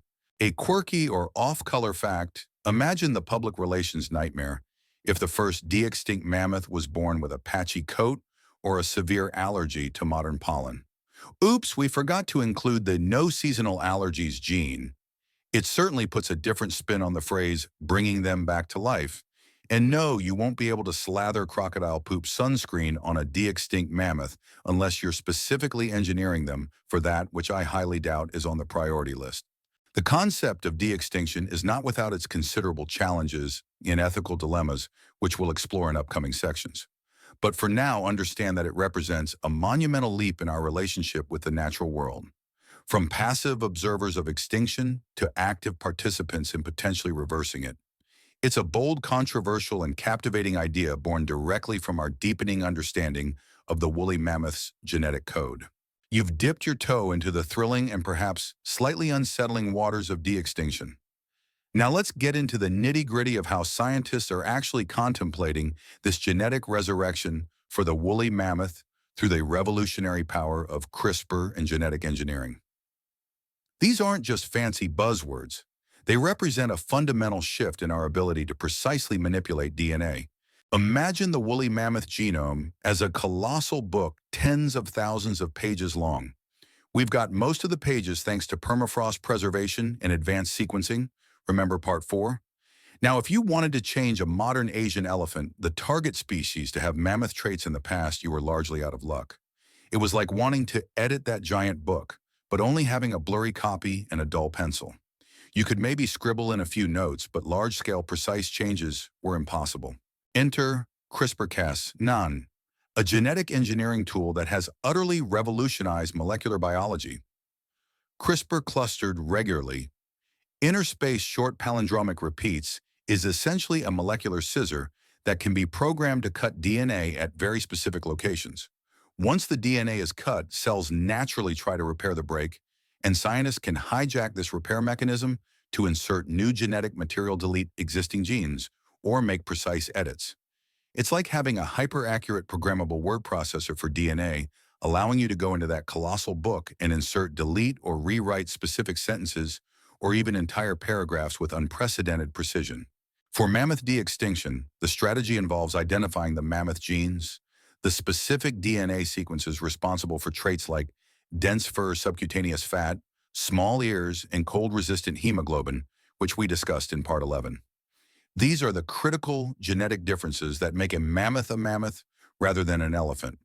Once identified, these mammoth gene sequences would be synthesized and then inserted into the genome of Asian elephant cells using CRISPR. The goal isn't to create a perfect clone, but a hybrid embryo. This process is still incredibly challenging and complex. You're talking about making thousands of precise genetic edits. Once the elephant cells contain the desired mammoth genes, these genetically modified cells would then be used in a technique similar to cloning, where the nucleus of a genetically engineered cell is transferred into an enucleated elephant egg cell. This reconstructed embryo would then ideally be implanted into a surrogate Asian elephant mother, leading to the birth of a mammothant. This audacious plan leveraging CRISPR is a legitimate historical event in biotechnology, pushing the very boundaries of what's considered scientifically feasible. A quirky or off-color fact. Imagine the lab meetings where they're discussing the precise shade of shaggy fur they want the new mammothant to have. No, no, more auburn, less muddy brown. We want it to be Instagram ready. It sounds absurd, but the level of detail involved in these genetic edits is truly mind-boggling. Historians still debate whether the rapid pace of genetic engineering advancements truly gives humanity the wisdom to wield such power, or if we're essentially playing God with insufficient foresight. The use of CRISPR for de-extinction represents the pinnacle of ancient DNA research meeting cutting-edge biotechnology. It underscores the incredible journey from painstakingly extracting fragmented ancient DNA to actively manipulating living genomes. However, the technical hurdles are immense, and the ethical considerations, as you can imagine, are even larger. But without these genetic engineering tools, the very idea of bringing back a woolly mammoth would remain firmly in the realm of pure fantasy, and no CRISPR can't engineer a solution for crocodile poop sunscreen, unfortunately. You've witnessed the scientific prowess that could theoretically bring a mammoth-like creature back to life using CRISPR. But just because we can do something doesn't necessarily mean we should. This brings us to the thorny and absolutely vital discussion of the ethical dilemmas of revival. De-extinction, particularly for an iconic species like the woolly mammoth, sparks intense philosophical and practical debates. First, consider the animal itself. If a mammothant were successfully created, what kind of life would it lead? It would be born into a world vastly different from the Ice Age steppe its ancestors roamed. The original ecosystem is gone, replaced by modern tundras and human infrastructure. Would it thrive, or would it merely exist as a zoo, exhibit a biological curiosity removed from its natural context? Is it ethical to bring a creature back into a world where its very existence might be one of perpetual struggle or dependence on human care? There's a strong argument that we owe these animals a meaningful life, not just existence. Then there's the question of animal welfare. For the surrogate mothers, the current plan involves using Asian elephants as surrogates. Elephants have long gestation periods, around 22 months, and carrying a genetically modified, perhaps larger embryo could pose significant risks to their health and well-being. Is it ethical to subject an endangered species? Asian elephants are themselves endangered to potentially risky procedures for the sake of reviving another. This is a legitimate historical event in terms of bioethical discussions, as it forces us to confront our responsibilities not just to extinct species, but to living ones whose well-being might be impacted by our scientific ambitions. Furthermore, there's the net resource allocation argument. De-extinction projects are incredibly expensive and resource-intensive. Critics argue that these vast sums of money and scientific talent would be better spent on conserving existing endangered species. Why invest in bringing back the dead when so many living species are teetering on the brink of extinction, right now facing immediate threats like habitat loss and climate change? This is not just a theoretical debate, it's a practical consideration about how we prioritize our conservation efforts. Historians still debate whether public fascination with de-extinction distracts from more pressing, less glamorous conservation work for currently endangered species. A quirky or off-color fact to ponder: imagine the future headlines. Mammothant escapes zoo, wanders into local supermarket, attempts to purchase 500 pounds of organic kale. The practicalities of managing such a creature in the modern world would be complex, to say the least. And forget about getting it to pose nicely for a selfie unless it's had its crocodile poop sunscreen. Finally, there's the broader ecological impact. While proponents argue for the rewilding benefits of mammoths as discussed in Part 19, what are the unforeseen consequences? Introducing a large herbivore into a modern altered ecosystem could have unpredictable effects. Could they outcompete existing species? Could they introduce ancient pathogens? Remember our discussion of disease susceptibility in Part 13? Or disrupt delicate ecological balances? The complexity of ecosystems means that even well-intentioned introductions can have unintended negative ripple effects. The ethical dilemmas surrounding mammoth revival force us to reflect deeply on humanity's role in nature. Are we stewards, or are we simply pushing the boundaries of technology without fully understanding the long-term consequences? The scientific capability to de-extinct a species is here or rapidly approaching, but the wisdom to do so and the moral compass to guide that decision are still very much under construction. You've grappled with the ethical tightrope of de-extinction, acknowledging that just because we can doesn't mean we should. But let's assume for a moment that the ethical hurdles are cleared, or at least deemed acceptable for a pilot project. Then comes an equally monumental challenge: what happens when you introduce a creature that's been gone for thousands of years back into a world that is utterly transformed? This is the core question of the ecological niche questions surrounding de-extinct mammoths. The Arctic today is not the mammoth steppe of the Pleistocene. Remember part 14. That vast, cold, productive grassland teeming with diverse megafauna is largely gone. What remains in many areas is a mossy, shrub-dominated tundra, or even boreal forest taiga, with less biodiversity and significantly different plant communities. The very climate has changed, with warmer temperatures and deeper, wetter snows in many regions compared to the arid ice age. So if you were to release a mammoth today, it wouldn't be stepping back into its ancestral home. It would be stepping into a fundamentally altered ecosystem. The core argument for de-extinction, beyond pure scientific curiosity, is that these mammoths could act as ecosystem engineers. The theory championed by projects like Pleistocene Park in Siberia suggests that by grazing, trampling, and disturbing the snow cover, they could help convert the modern tundra back into a more productive grassland, similar to the original mammoth steppe. This in turn could help sequester carbon, slow permafrost thaw by compacting snow and allowing deeper ground freezing, and even potentially increase the reflectivity of the landscape, thus mitigating climate change. It's a bold vision of ecological restoration. However, there are significant questions and concerns. Could a small population of mammoths truly have such a large-scale impact? Critics argue that you would need hundreds of thousands of these animals to make a meaningful difference to the climate, a scale that is currently unfathomable given the challenges of breeding and rearing them. Furthermore, would these mammoths truly behave like their ancient counterparts? Their behavior, particularly foraging patterns and social structures, is complex and not entirely genetically determined. There's no guarantee that a hybrid animal would fulfill the exact ecological niche of the extinct species. A legitimate historical event that highlights the unpredictable nature of reintroductions is the reintroduction of wolves to Yellowstone National Park in the 1990s. While largely successful and beneficial, it had unforeseen ripple effects throughout the ecosystem, demonstrating the complexity of trophic cascades. Imagine that unpredictability amplified for a species that hasn't existed for millennia. Historians still debate whether the current enthusiasm for de-extinction projects sometimes oversimplifies the immense ecological complexities involved in reintroducing a long-extinct species.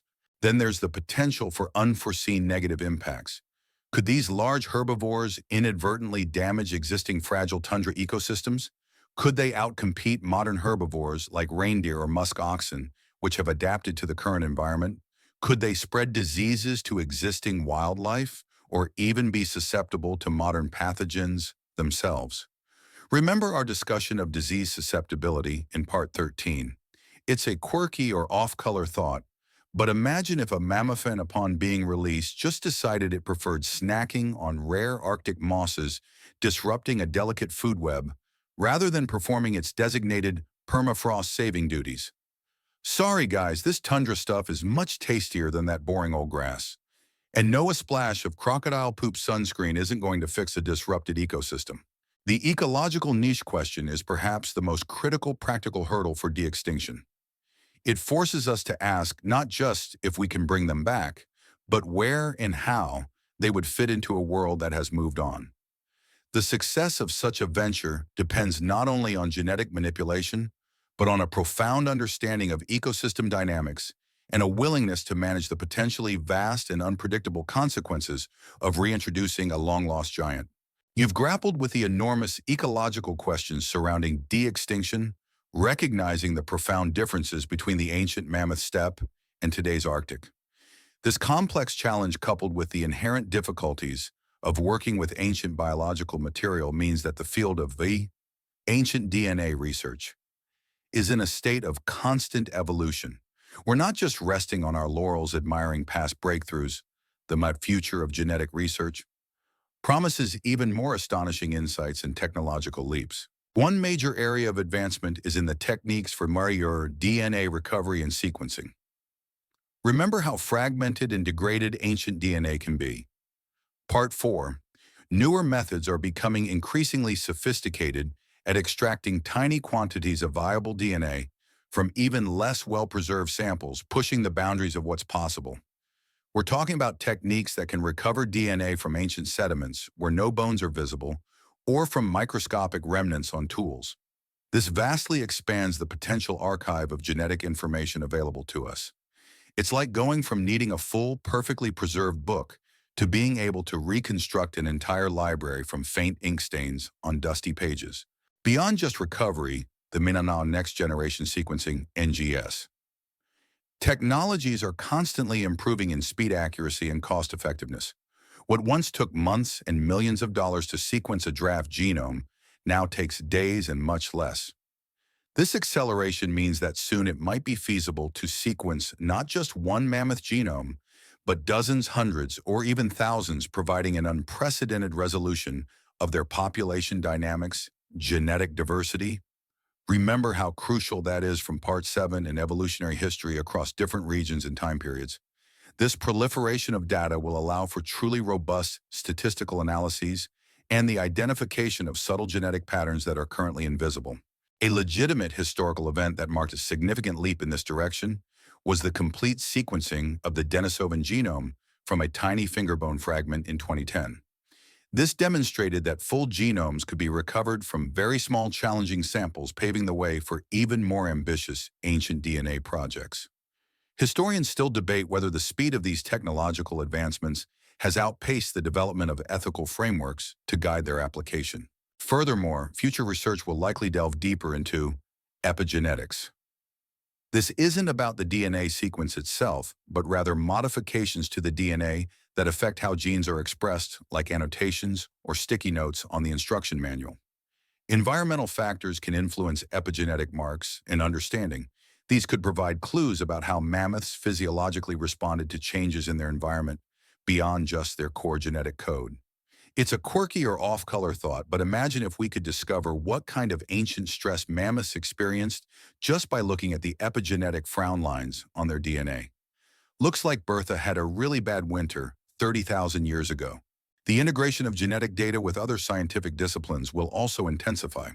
Combining ancient DNA with paleoclimatology, ancient ecology stable isotope analysis, which tells us about diet like in Part 12, and archaeological data, will create a truly holistic picture of past life. This multidisciplinary approach is essential for tackling complex questions like megafauna extinction, Part 17, and the viability of de-extinction. The future of genetic research on woolly mammoths and ancient life in general is incredibly bright. It promises to unlock even more profound secrets from the past, refining our understanding of evolution, extinction, and the intricate dance between species and their environment.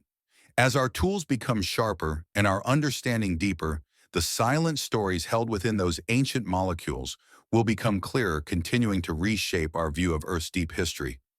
And for all our advanced tech, still no word on genetically engineering crocodile poop sunscreen, unfortunately. You've peered into the future of ancient DNA research, marveling at the ever-increasing precision of our genetic tools. But the revolution sparked by woolly mammoth studies extends far beyond just these magnificent Ice Age giants. The techniques, insights, and ethical frameworks developed for mammoth paleogenomics are now being applied to a vast array of other species, transforming our understanding of the past and informing critical conservation efforts for the present. This is how ancient DNA research is benefiting the study of other extinct and endangered species. Think of the toolkit developed sophisticated methods for extracting highly degraded DNA from ancient bone hair or even sediment. advanced sequencing technologies capable of piecing together fragmented genomes, and computational algorithms to analyze vast datasets, identify population bottlenecks, trace migration routes, and uncover genetic adaptations. These very same tools are now being deployed to unravel the mysteries of countless other extinct creatures. For instance, the genetic resurrection debates for the mammoth have paved the way for discussions about other iconic extinct species. Imagine the Tasmanian tiger thylacine, a carnivorous marsupial that went extinct in the early 20th century.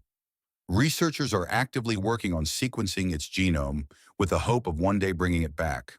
Or consider the passenger pigeon, once so numerous they darken the skies, now completely gone.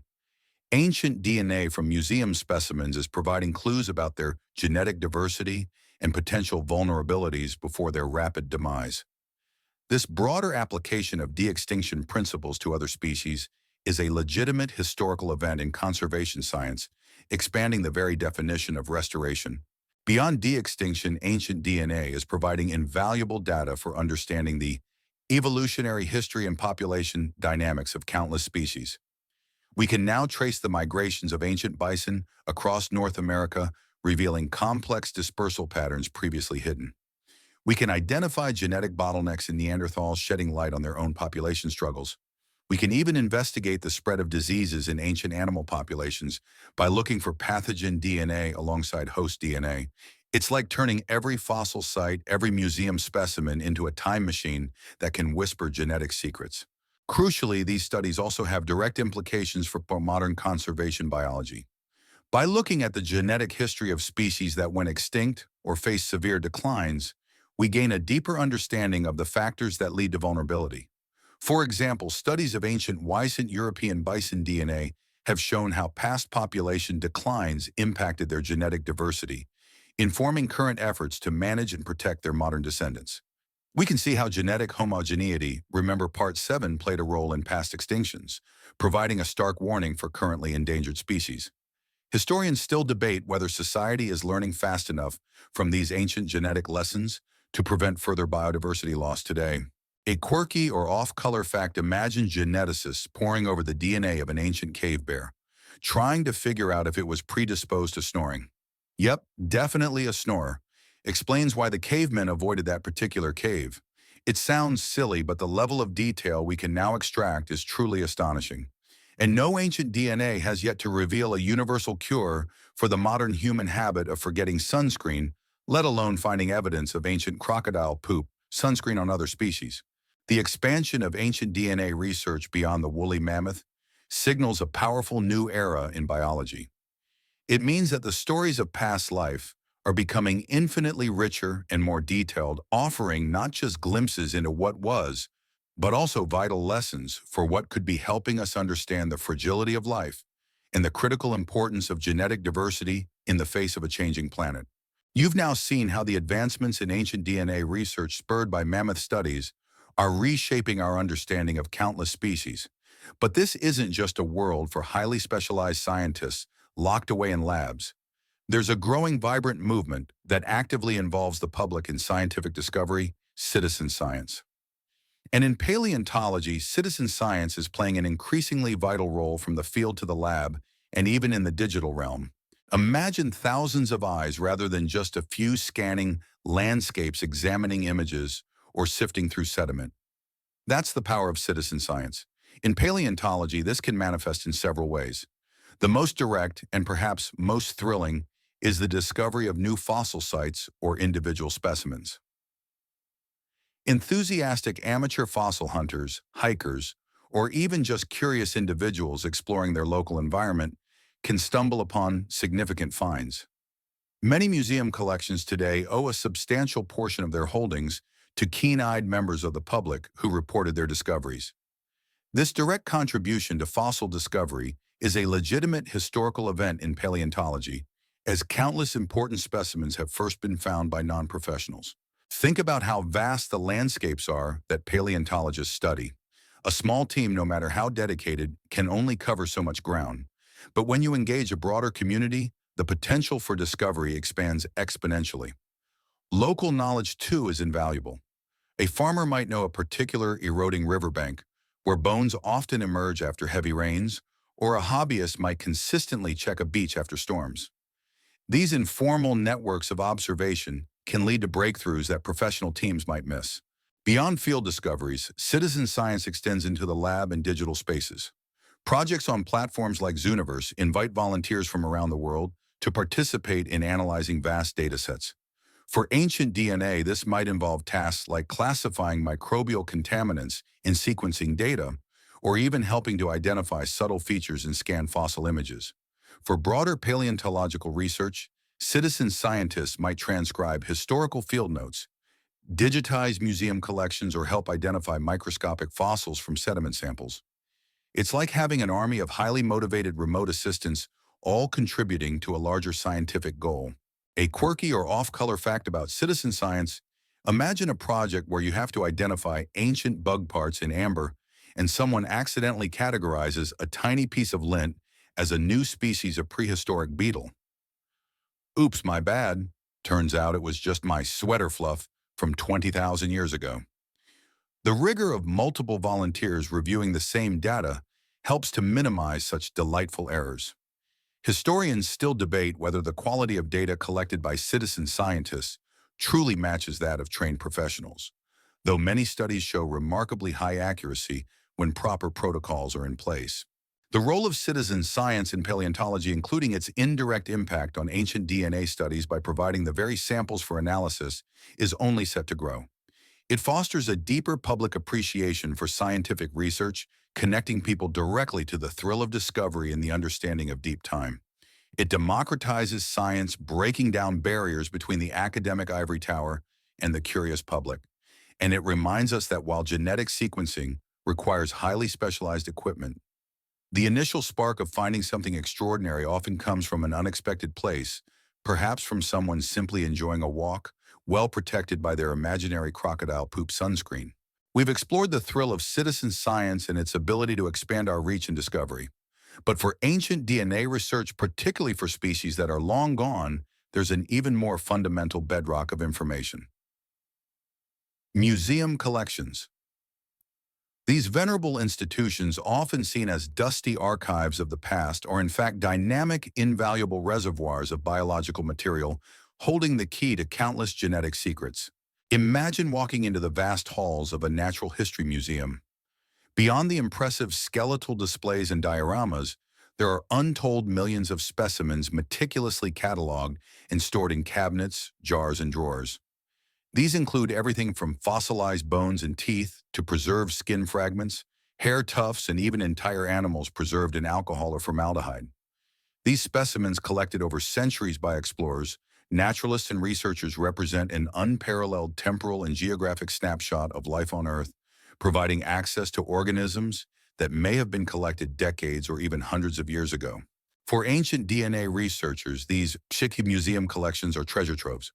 While permafrost offers optimal preservation for truly ancient samples, remember Part 2 museum specimens, even those collected relatively recently, provide crucial historical DNA. This material, though often degraded due to traditional preservation methods like formalin or the less-than-ideal salting from our early discussions, is becoming increasingly accessible thanks to advances in DNA extraction and sequencing.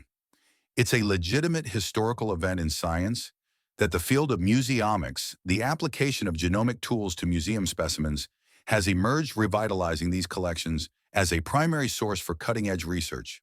The beauty of museum collections is their ability to provide a machine series of genetic data. You can take samples from a species collected 200 years ago, 100 years ago, and compare them to modern samples. This allows scientists to directly observe how genetic diversity has changed over time, identify when population bottlenecks occurred, like those we discussed for mammoths in Part 5, and track the loss of genetic variation due to human impacts or environmental shifts. This is particularly vital for endangered species, where understanding their genetic history can inform current conservation strategies. It's like having a genetic family album that spans generations, showing you exactly where the family tree started to thin out. Of course, working with museum specimens for DNA extraction comes with its own set of challenges. Preservation chemicals can damage DNA, making it harder to extract. Contamination from modern DNA from handlers or the environment is a constant concern requiring stringent cleanroom protocols. And curators must carefully balance the destructive nature of DNA sampling with the need to preserve the specimen for future morphological or taxonomic study. A quirky or off-color fact: imagine a museum curator meticulously documenting every tiny piece of hair or bone taken for DNA analysis, muttering, "Don't sneeze, don't breathe. This little bit of dodo bird is worth more than my car." Historians still debate the ethical responsibility of museums to make their valuable finite specimens available for potentially destructive genomic analyses. Despite these challenges, the role of museum collections in advancing ancient DNA research, particularly for studying the genetic diversity of extinct animals like the woolly mammoth and countless others, cannot be overstated. They are the silent partners in our quest to understand life's past and to inform its future, demonstrating that sometimes the most profound insights are quietly waiting in a drawer, just begging to tell their story. These collections are not merely static displays. They are dynamic living libraries of genetic information. You've journeyed through the incredible resources available to ancient DNA researchers, from the permafrost's deep freeze to the curated vaults of museum collections. Yet despite these invaluable archives, the quest for more and better ancient DNA samples is an ongoing, tireless endeavor. The ongoing hunt for samples is a critical, often challenging, and sometimes thrilling part of the paleogenetic story. Imagine a paleontologist bundled in Arctic gear, slogging through remote mosquito-infested tundra, or scaling treacherous cliff faces. This isn't just for dramatic effect, it's the reality of searching for the raw material of ancient DNA. While museums hold a vast array of specimens, the ideal for geneticists is a fresh, exceptionally well-preserved sample, particularly one that has been kept consistently frozen since its discovery. Every new discovery of an intact carcass, or even a well-preserved bone, means a potential treasure trove of genetic data less degraded and contaminated than older finds. The melting permafrost, while a dire consequence of climate change, has ironically become a major source of new discoveries. As the ground thaws, it reveals previously hidden remains, from isolated bones to astonishingly complete carcasses like Yucca, the juvenile woolly mammoth found in 2010 with preserved hair and muscle tissue. These discoveries are often made by local communities, reindeer herders, hunters, or even just people out walking, who then report them to scientists. This informal network of discovery is a legitimate historical event in how paleontology operates in the modern era, relying heavily on the collaboration with indigenous communities who live and work in these remote areas. However, this hunt is fraught with challenges. The remote and harsh environments where these samples are found make logistical operations incredibly difficult and expensive. Transporting massive frozen specimens requires specialized equipment and careful handling to prevent thawing and degradation. There's also the constant threat of looting and unauthorized excavation, as some individuals seek to capitalize on the valuable ivory of mammoth tusks, often damaging the scientific integrity of the remains in the process. This creates a race against time, not just against climate change, but against destructive human interference. A quirky or off-color fact: imagine a scientific expedition setting up camp in the middle of nowhere, only to realize they forgot the specialty tool for extracting mammoth teeth, and the nearest hardware store is 1,000 miles away. Well, looks like we're using a spoon and a prayer, folks. The improvisational skills of field paleontologists are truly legendary. Historians still debate the best practices for managing access to and protecting these fragile, unique discoveries in increasingly accessible remote regions. The search for new and well-preserved woolly mammoth remains is driven by the insatiable appetite for more data. Every new genome, every new well-preserved tissue sample adds another layer of detail to our understanding of their genetic diversity, their adaptations, their population dynamics, and ultimately their demise. It strengthens the foundations for any future de-extinction efforts, providing more complete and accurate genetic blueprints. This ongoing hunt reminds us that paleontology is not just about dissecting the past. It's a dynamic, active pursuit of discovery, pushing the boundaries of human endurance and ingenuity in some of the most unforgiving environments on Earth. It's a testament to the enduring fascination with these Ice Age giants and the relentless desire to piece together their complete story, one frozen fragment at a time. And no, they haven't found any evidence of ancient mammoths trying to dig up more crocodile poop sunscreen, though I wouldn't put it past them if it was effective. You've embarked on an epic journey from the initial discovery of frozen giants to the cutting-edge science that reads their genetic code, exploring their ancient lives and the audacious dream of their revival. Now, as we draw our journey to a close, let's distill the profound lessons from giants. The overarching insights gleaned from studying woolly mammoth genetic diversity and their undeniable relevance to conservation today. Perhaps the most paramount lesson is the critical importance of genetic diversity for species survival. The woolly mammoth, despite its vast numbers and formidable adaptations to the cold, ultimately succumbed to the combined pressures of environmental change and potentially human impact. But their genetic story, marked by clear population bottlenecks and the devastating effects of isolation on places like Wrangel Island, screams a loud warning. When genetic variation dwindles, a species loses its evolutionary flexibility. It becomes less capable of adapting to new diseases, shifting climates, or altered food sources. The mammoth's slow genetic fade is a chilling precedent for many endangered species today which exist in small, fragmented populations, teetering on the edge of homogeneity. Secondly, the mammoth story underscores the interconnectedness of ecosystems and climate. Their fate was inextricably linked to the health of the mammoth steppe. When that vast productive grassland began to transform due to warming temperatures and changes in precipitation, the mammoths lost their fundamental ecological niche. This highlights that species conservation isn't just about protecting the animals themselves, but about preserving or restoring the entire ecosystems that sustain them. The idea of rewilding with de-extinct mammoths, however controversial, stems from this very lesson, an attempt to restore ecological function. This shift in thinking, recognizing species and environment as a single dynamic unit, is a legitimate historical event in ecological science. The mammoth narrative also offers a nuanced perspective on the role of human impact in extinctions. While climate change was a colossal force, the arrival of intelligent, adaptable human hunters undoubtedly added another layer of pressure. The debate about overhunting versus climate change for the mammoth, remember Part 16, reflects a broader truth. Extinctions are often multi-causal, a complex interplay of natural and anthropogenic factors. This historical perspective is crucial for understanding modern biodiversity loss, reminding us that our actions combined with environmental shifts can have profound, irreversible consequences. Historians still debate the extent to which humanity has truly internalized these lessons from past extinctions.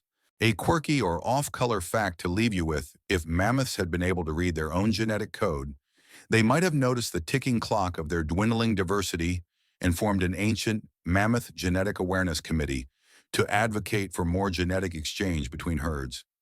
Alas, they relied on natural instincts rather than molecular foresight, and no, even a collective mammoth-sized effort to gather more crocodile poop sunscreen wouldn't have averted their fate. Finally, the incredible advancements in ancient DNA research, driven significantly by the study of the woolly mammoth, offer both a stark warning and a glimmer of hope. The ability to read the genetic blueprints of extinct species provides unprecedented insights into the mechanics of evolution and extinction. It forces us to confront our capacity both to cause and potentially to mitigate or even reverse biodiversity loss. The de-extinction debate. Parts 1922 is a direct consequence of this knowledge, a challenging ethical frontier that forces us to consider our responsibilities to the past, the present, and the future of life on Earth. The woolly mammoth, this magnificent, shaggy giant of the Ice Age, stands as a silent genetic teacher, urging us to learn from its past so that other species might have a future. The journey is over. The ice has receded, the mighty mammoths have faded into the whispers of time, leaving only their genetic echoes behind. Close your eyes for a moment and picture that cold, vast steppe one last time. The enormous, shaggy forms moving like shadows against the rising sun, their rumbling calls carried on the frigid wind. Feel the profound silence that followed their disappearance, a silence filled now only by our questions and our longing to understand. Remember the delicate strands of DNA preserved for millennia, holding the secrets of their lives, their struggles, and their eventual surrender to a changing world. We have learned so much from these ancient giants' lessons about resilience, vulnerability, and the intricate dance between life and planet. Let their silent story be a gentle reminder, a soft whisper carried on the wind that the tapestry of life is fragile, and every thread, every species holds an irreplaceable value. The echoes of the mammoths fade, but their genetic legacy and the wisdom it imparts resonates on. Good night.